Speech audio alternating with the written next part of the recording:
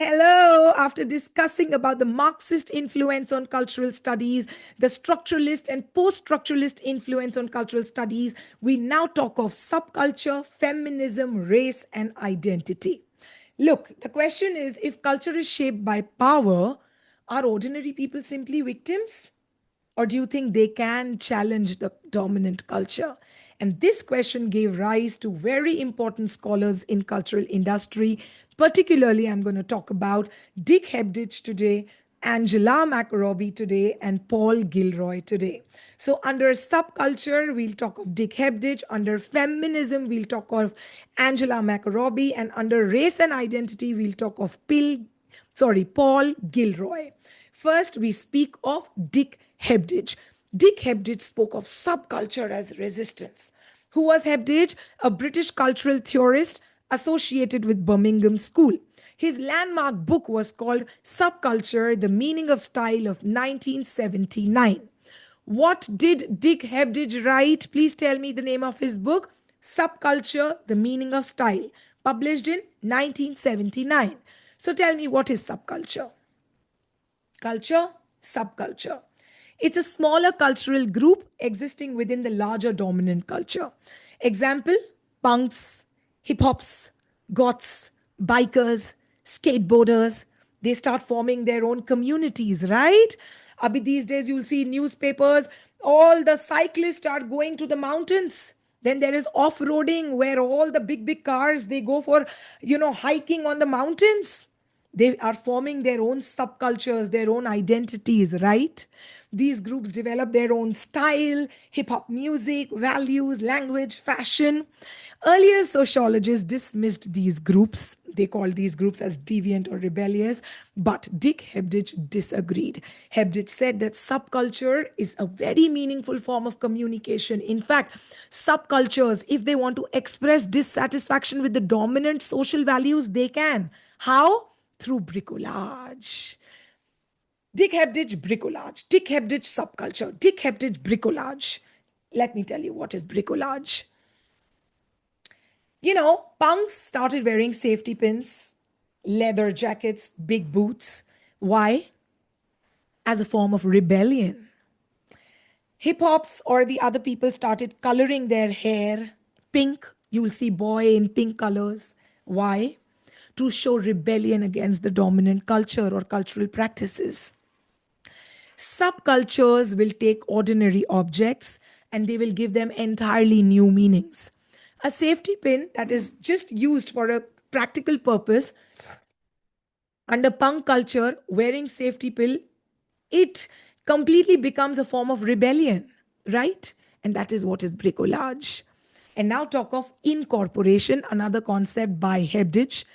Hebdige said what begins as anti establishment fashion eventually appears in shopping malls. Yes, it gets incorporated.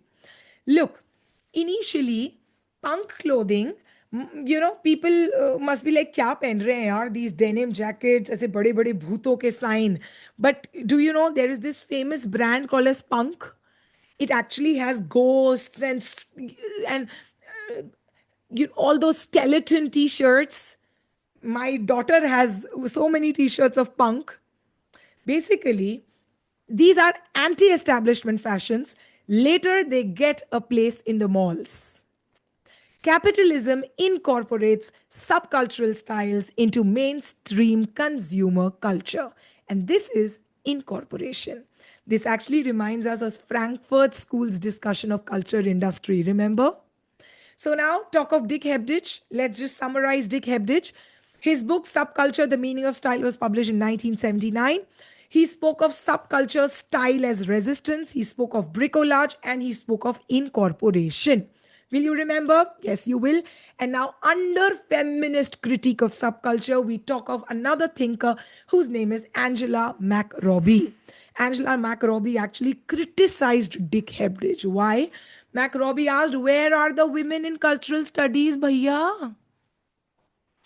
Where are the women? She asked the cultural theorist. She said, Angela McRobbie, that cultural studies pays attention only to boys' subculture. Researchers will talk about punk boys, skinheads, mods, rockers, football supporters, but nobody talks of women. Everybody's ignoring girls. Where are the young women in cultural studies? Angela McRobbie said. And this question transformed feminist cultural criticism. McRobbie said about bedroom culture. See, she said that girls also want to create their own cultural space, but it is invisible or restrictive. Why? Because they create it in their bedrooms, not openly in the public streets. They create it in their friendships. They create it in their, diaries, dear diaries. So the most famous concept by McRobbie is bedroom culture. What did McRobbie say? Teenage girls construct identities through magazines, diaries, music, friendship, posters, fashion, cosmetics, becoming fans, right? Private conversations. This resistance is often quieter than that of male subcultures, but it is no less significant. The bedroom becomes a space where young women negotiate their own identity, femininity, desire, and independence. Wow. I'm just remembering Virginia Woolf here, who said that if a woman needs to write fiction, she needs to have a room of her own. Maybe Angela McRobbie also means the same thing, that a woman needs a bedroom of her own to identify herself, right? To negotiate with her own femininity, with her own desires and independence. Love it. Okay, now who's the third theorist we will talk about here who spoke of the Black Atlantic? He's Paul Gilroy. Wherever you hear the word Black Atlantic, connect it with Paul Gilroy. Paul Gilroy, Black Atlantic. Okay, what did Paul say? He said class alone cannot explain identity. No, a female or a male, no.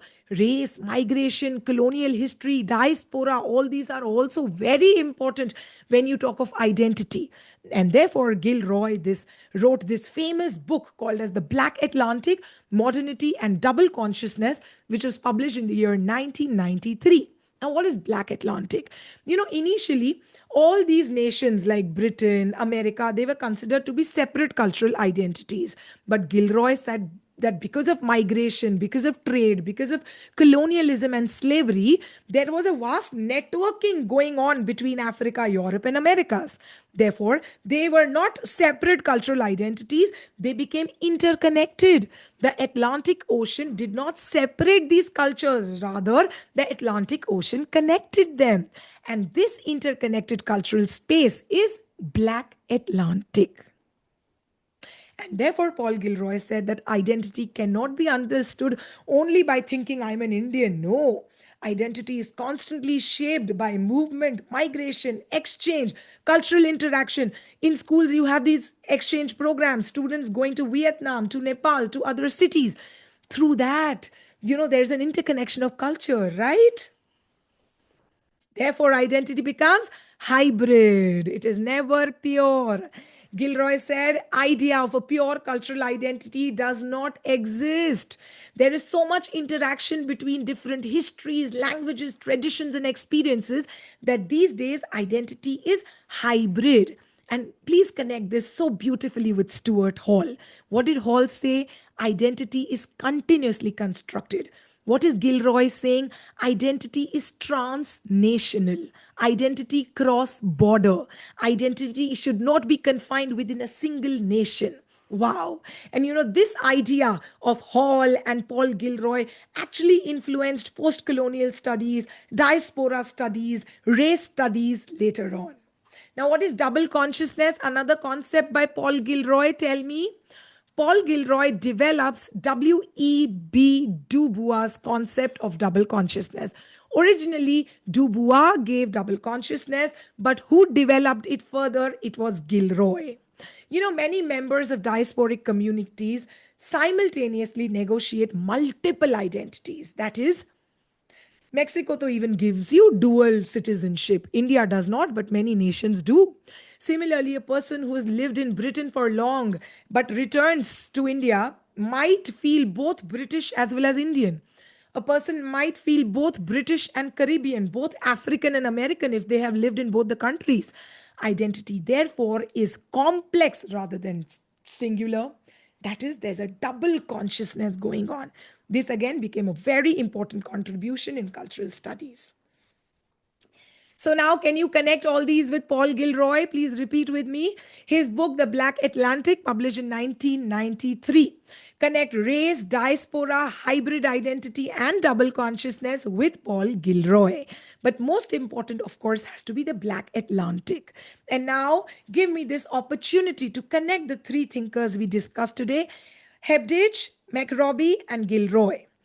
Hebdige teaches us about bricolage. McRobbie talks of bedroom culture. Gilroy talks of Black Atlantic, and see how cultural studies evolves. It started with working class culture with Raymond Williams and Richard Hogarth. Then it moved on to media and ideology with Foucault and discourse. Then it moved on to gender, race, ethnicity, youth culture, and global identity. This expansion explains that why cultural studies remains one of the most dynamic field in humanities today. So now tell me, please speak with me. Gramsci asked, who holds power? Althusser asked, how does ideology shape us? Barthes asked, how do signs communicate ideology? Foucault asked, how does discourse produce knowledge? Hebdige asked, can style resist power? Yes. McRobbie asked, where are the women? Where are the women's voices? Gilroy asked, can identity be confined within national borders? This chain captures the intellectual evolution of cultural studies. Let me start from the starting now. I started with Gilroy. Let me start from Hogarth.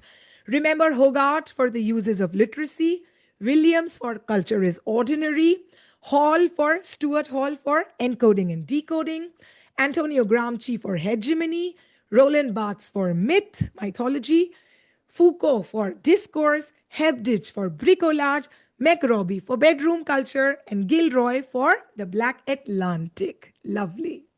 There are these steps that I have discussed, whatever I did with cultural studies, because today I am completely finishing or wrapping up cultural studies in my ongoing crash course for UGC NET English Literature. Step 1 is the birth of cultural studies. We spoke of Triple C and Richard Hogarth, who asked, why should the songs people listen to or the television they watch be considered intellectually unimportant? Richard Hogarth said, why are these things considered unimportant? No, Hogarth shifted attention from elite culture to everyday life. And Raymond Williams said, culture is ordinary. Step 2 in cultural studies is culture produces meaning. Stuart Hall asked, how does culture shape the way we think? He said, representation creates meaning. Audiences are not passive.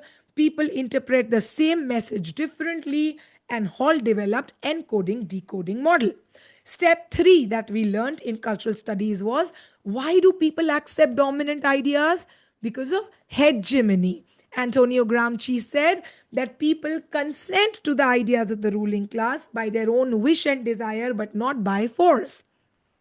Okay, then Frankfurt School extended this critique. Adorno and Horkheimer said that capitalism itself industrializes culture.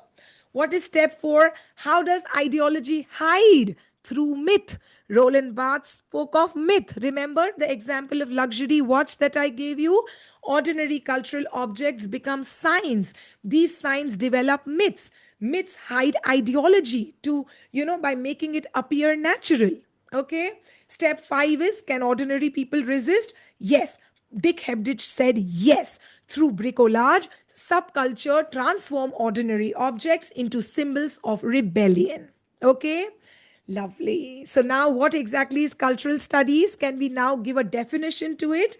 It's an interdisciplinary field that examines how culture produces meaning, shapes identity, circulates ideology, distributes power, and creates possibilities for both domination and resistance. Cultural studies studies literature, cinema, television, advertising, music, fashion, sports, food, social media, politics, language, education, popular culture, etc. Cultural studies studies every single practice through which societies create meaning. And therefore, cultural studies continues to remain one of the most dynamic discipline in the humanities. So nice. Okay. Again, revision. Read it yourself, yaar. So much revision. Chalo, Richard Hogarth, The Uses of Literacy, first director of Triple CS, spoke of working class culture. Raymond Williams said culture is ordinary, spoke of cultural materialism, culture in society, and keywords. E.P. Thompson said history from below and making of English working class. Stuart Hall spoke of representation, encoding, decoding, active audience, dominant, negotiate, and oppositional reading, circuit of culture, and cultural identity.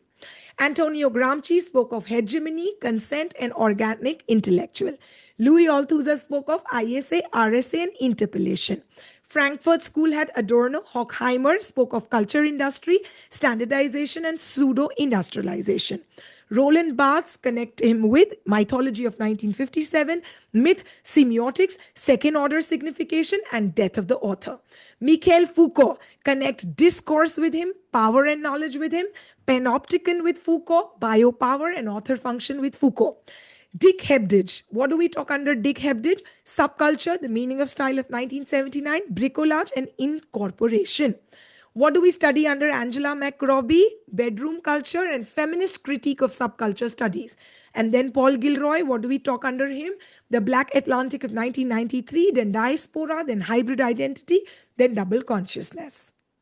And this, though I'm not reading, you are reading. How UGC net traps you by giving wrong options, but you should know the right answer. Done. Loved it. So, under 3 videos, I have covered cultural studies, part 1, part 2, part 3. Please check them out and you will love them. If you do, obviously, you're commenting, sharing it with all the English literature enthusiasts that you have, your friends and your relatives. This is Hina from Team Wallet. Take very good care of yourself. Bye bye.